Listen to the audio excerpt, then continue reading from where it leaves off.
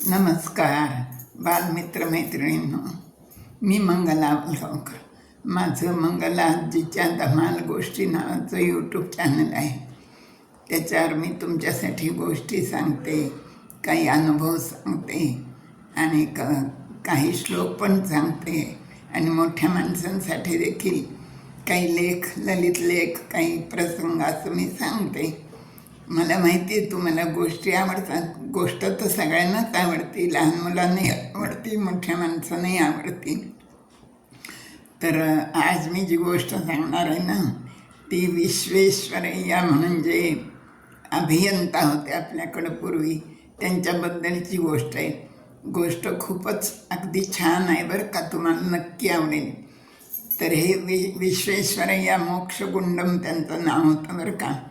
आणि ते तंत्रज्ञानात त्यांनी शिक्षण घेतलेलं होतं आणि ते अभियंता म्हणजे हे होते, इंजिनियर होते.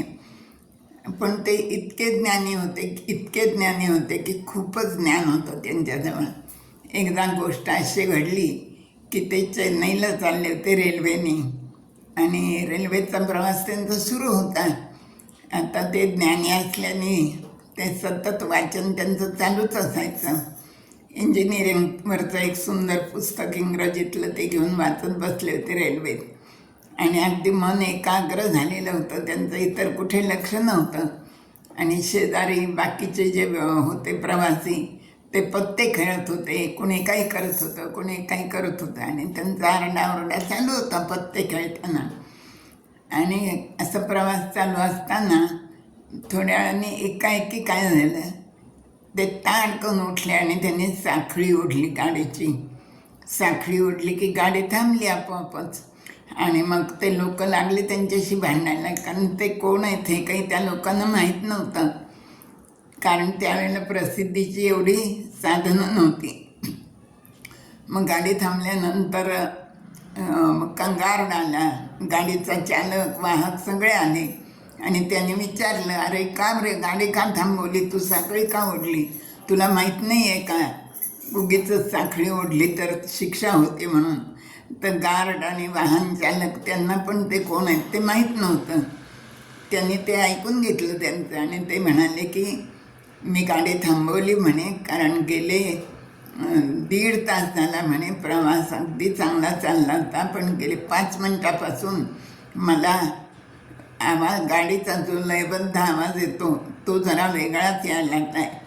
त्यामुळं तुम्ही एक काम करा म्हणे, तुम्ही जाऊन इंजिन तपासा आणि इंजिनातले काही स्क्रू ढिल्ले झालेत का ते बघा म्हणे. त्याप्रमाणे ते गेले गाडीचा चालक आणि त्याने इंजिन तपासलं.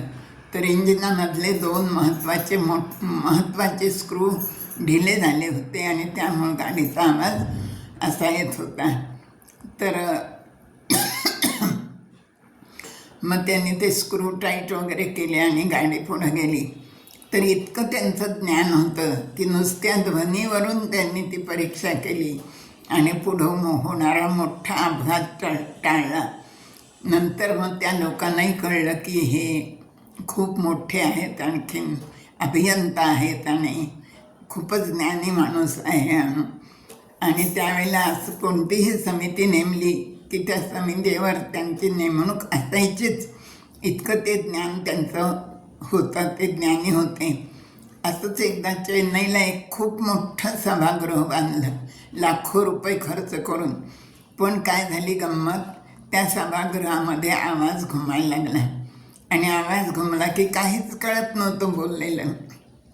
पुष्कळ प्रयत्न करून झाले पण काही उपाय सापडला नाही. शेवटी त्या लोकांनी विश्वेश्वरय्यांना बोलवलं. त्यांनी एक 10 मिनटं सगळीकडं तपासणी केली, गाणं लावून ते गाणं ऐकलं, पण आवाज घुमत असल्याने ते काही कळतच नव्हतं. आणि मग त्यांच्या लक्षात चूक आली आणि हा एवढा मोठा प्रॉब्लेम त्यांनी एक 10-15 रुपयात सोडवला. त्यांनी काय केलं, हे 4 रांजण आणले, मोठ्या तोंडाचे मातीचे रांजण, आणि त्या सभागृहाच्या 4 कोपऱ्यात ते 4ही रांजण उलटे करून, म्हणजे तोंड सभागृहाकडून करून असे बसवले आणि ती समस्या सुटली. तर इतके प्रचंड ज्ञानी असे ते विश्वेश्वरय्या आपल्या भारतात होऊन गेले. त्यांच्या ह्या 2 प्रत्यक्ष घडलेल्या घटना आठवणी आज मी तुम्हाला सांगितल्या. धन्यवाद.